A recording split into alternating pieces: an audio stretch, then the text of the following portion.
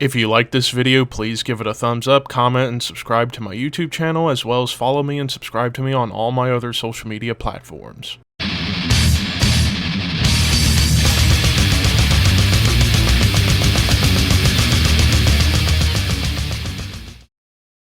What's up, Thrashers, and welcome back once again to the Thrash Maniac 99 YouTube channel, and we are back with day number 6. We are at the halfway point of the 12 days of metal, where myself and other YouTubers that love metal talk about a favorite album of ours from a particular subgenre of heavy metal music.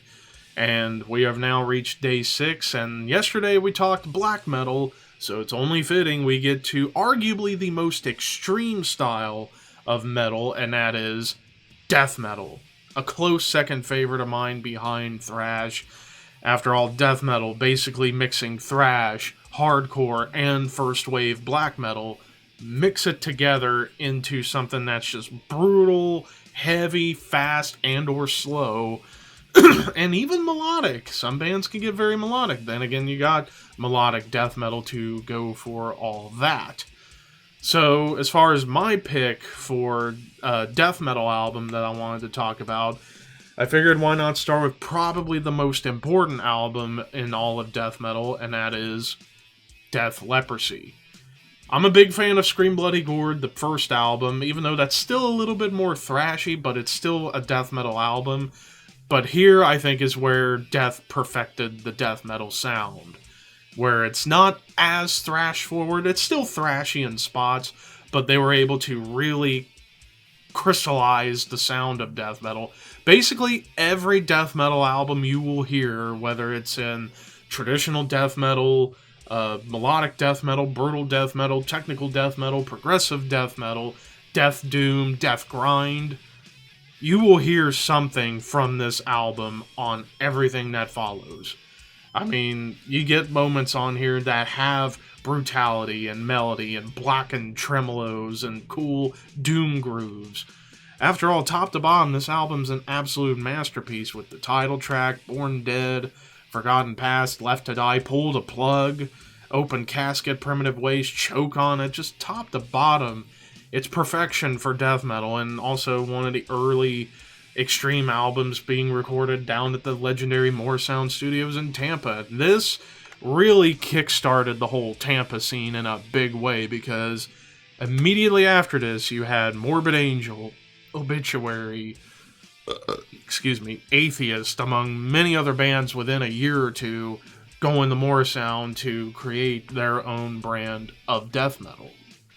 Now, like I said, I could have went with Scream Bloody Gore. Hell, I could have went with Possessed Seven Churches, as I know there's that debate of who really created death metal. Is it Possessed or Death? To me, Possessed was still a little too thrashy, but proto-death metal, whereas Death, I think, is the first true death metal band. Scream Bloody Gore, a great debut, but still kind of thrashy, but still death metal enough. Here, it's death metal perfection. It's perfected. It basically created everything you hear in the genre going forward. Where would the genre be without this album? You answer that in the comments. But that is just my opinion, and that's my pick. Let's see how my cohorts feel and what did they choose.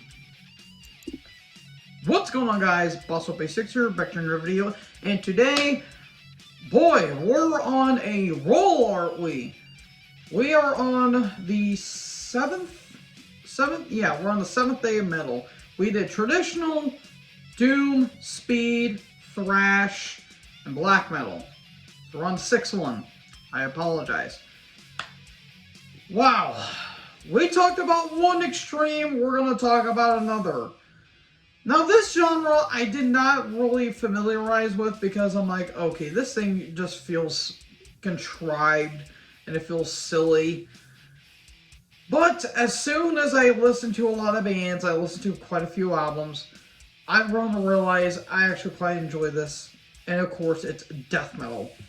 Death metal, to me, is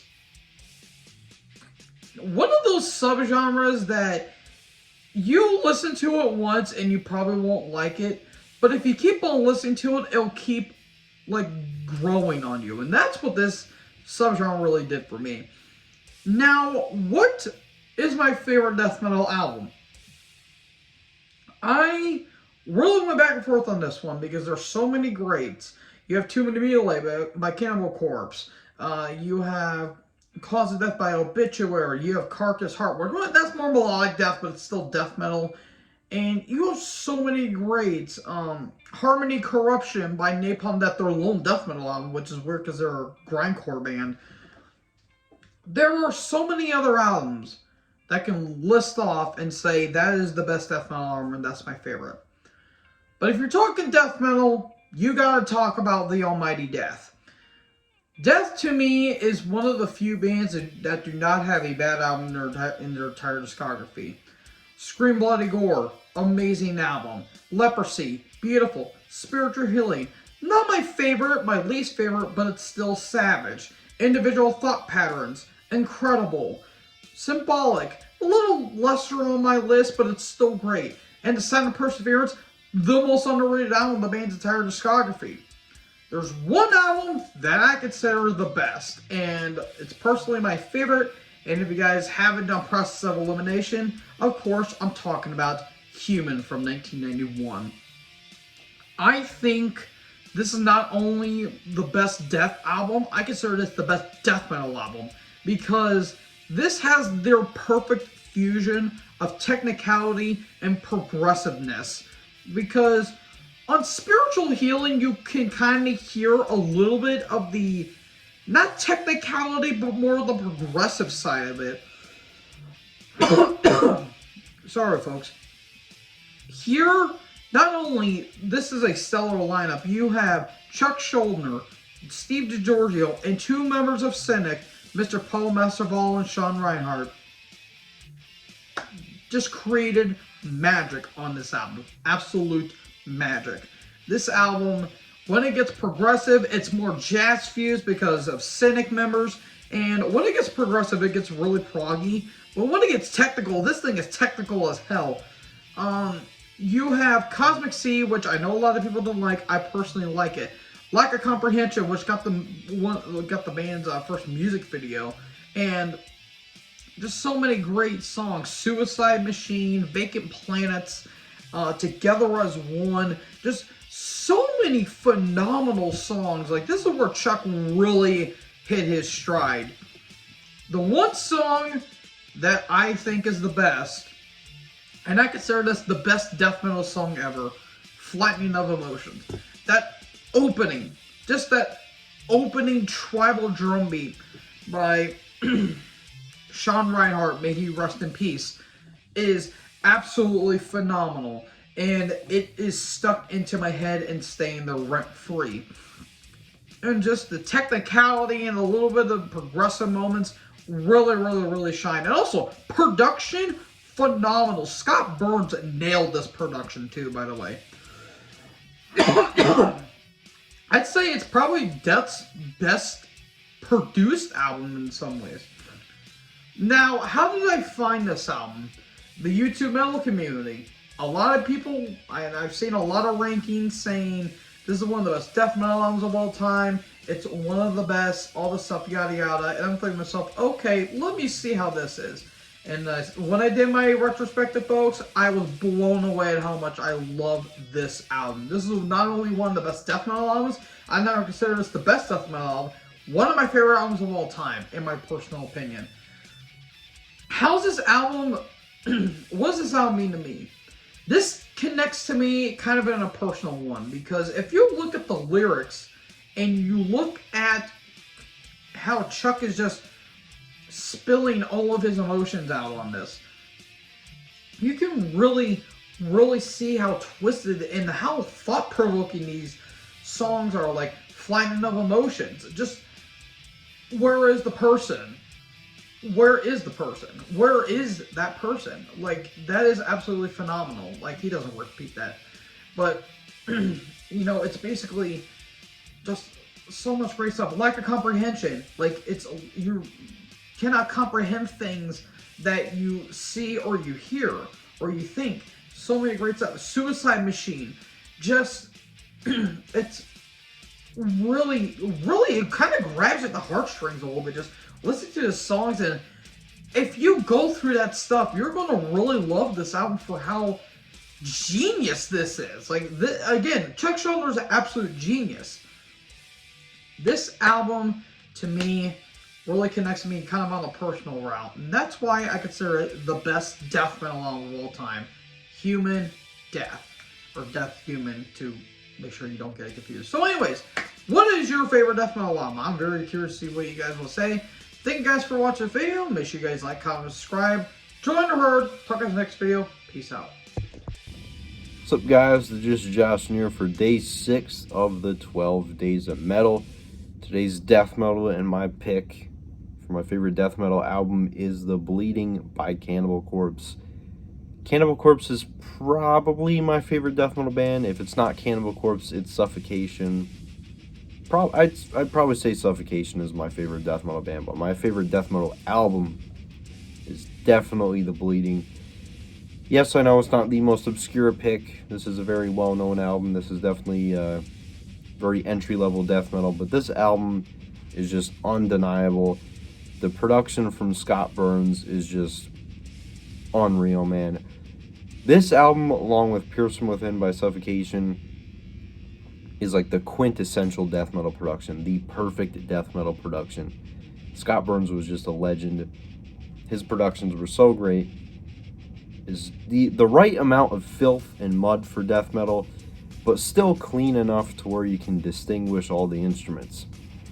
And that perfect marriage of cleanliness and dirtiness is just on full display in pretty much every Scott Burns production, especially The Bleeding and Pierce from Within, like I said, but this is about The Bleeding. Yeah, so many classic songs on this album: Staring Through the Eyes of the Dead, Fucked with a Knife, Stripped, Raped, and Strangled, Return to Flesh, Pulverized, The Pickaxe Murder, She Was Asking for It. Just an amazing album, and this is definitely an album I would show to somebody to get them into death metal. Obviously, it's death metal. There are really fast, intense moments on this album, growling, extreme vocals and pummeling drum beats, but there's also some great grooves on this album. Stripped, Raped, and Strangled, I would say, is probably a good starter death metal song for anybody that wants to get into death metal. There's faster moments in it, but it's mostly just a slow, groovy track, and it probably is one of the most accessible death metal songs. Of course, accessible in quotes, because death metal is not very accessible to the casual listener, of course. But yeah, the vocals on this album are good. This might be a bit of a hot take, but I don't think Chris Barnes was ever an amazing vocalist. Obviously, on the early Cannibal stuff, like Tomb of the Mutilated, this album, as well as Butchered at Birth, Barnes was good. He was really good. But guys like Frank Mullen from Suffocation, and the more early death metal vocalist that also did the growling style, the deep growl style, I mean, come on, it's a night and day difference between Frank Mullen and Chris Barnes. Frank was always better. But anyways, yeah, great riffs on this album, amazing drumming, and again, the bass work really shines through, like I was talking about with my Iron Maiden album pick. I really love it when the bass shines through in metal. Really love bass. And yeah, this album just whoops ass. The Bleeding is my favorite death metal album. Favorite death metal record? Death's 1995 effort, Symbolic. My opinion, top to bottom, a masterpiece of a record. Great, great crushing songwriting, great crushing riffs. Chuck is a beast on it. There really isn't a whole lot more to say about it. You really can't go wrong with Death. I know a lot of people like their earlier stuff.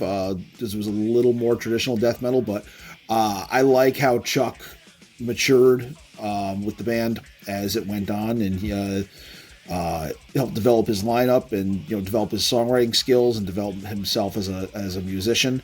And I believe this is peak Chuck Schuldner right here. So Death, Symbolic. Well, we're on to day number 6.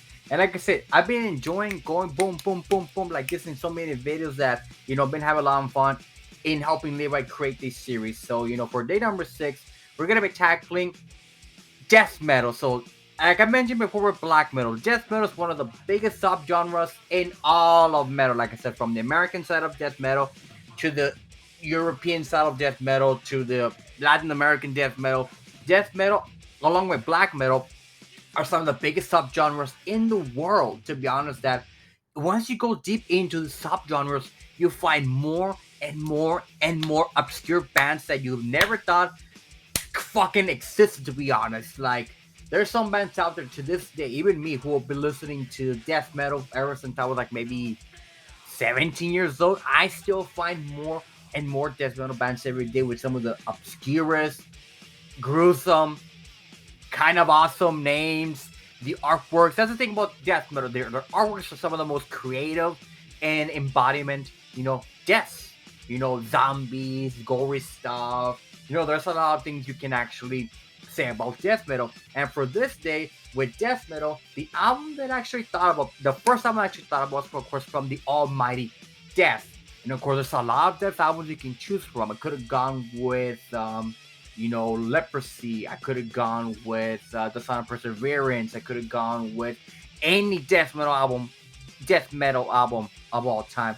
But to me, I went the one that actually thought of the first, and of course, I'm talking about their debut album, Scream Bloody Gore. Right off the bat, from the album cover, I mean, look at that badass album cover. See, not to get that much glare into it, but from that album cover, you can see right there, people. I mean, come on. How much menu can you get from that?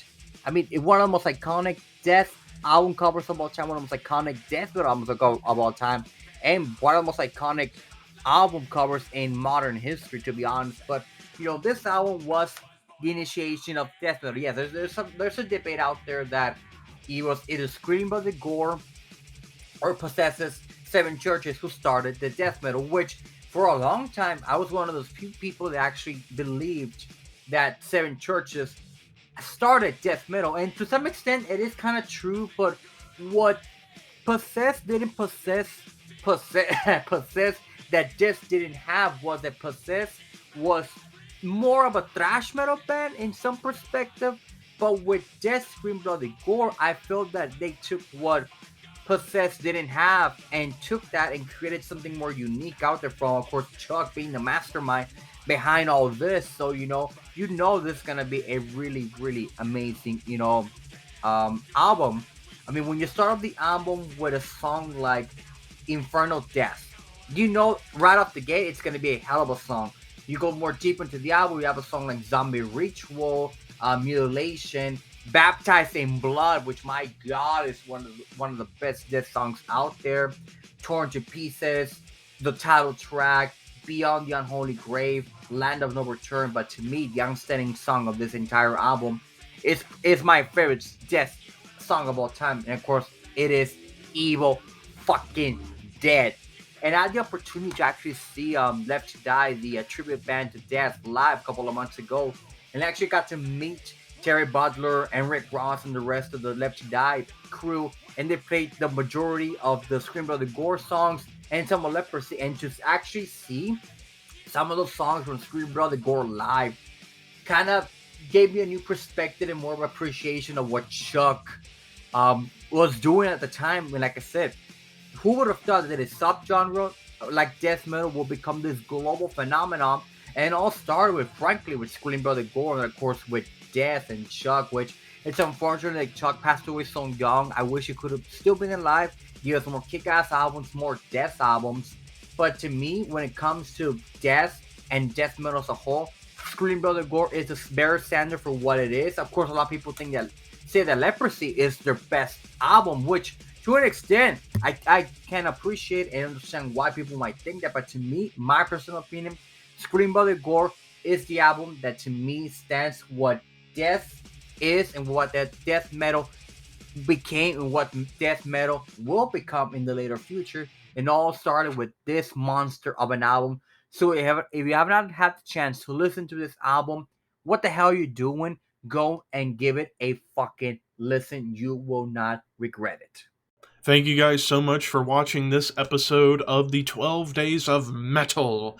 Hope you guys enjoyed the following albums that we've talked about on this episode, and I hope you all have a very Merry Christmas indeed. Horns high. See you guys in the new year.